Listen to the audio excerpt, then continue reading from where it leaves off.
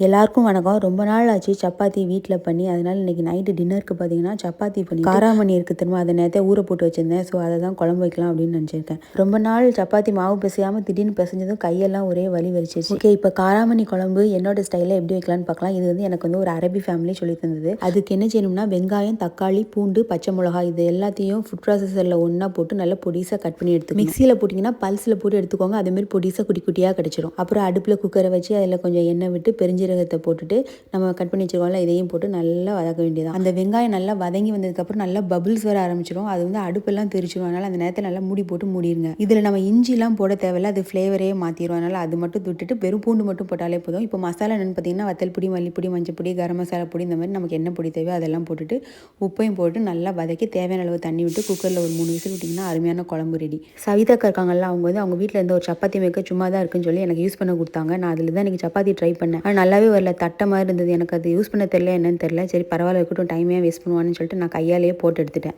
என் husband ஃபேமிலிலாம் chapati பார்த்திங்கன்னா செம்ம சூப்பராக போடுவாங்க. அப்படியே சாஃப்டாக எத்தனை சப்பாத்தி வேணாலும் சாப்பிட்டுட்டே இருக்கலாம். ஆனால் எனக்கு அந்தளவுக்கு வராது.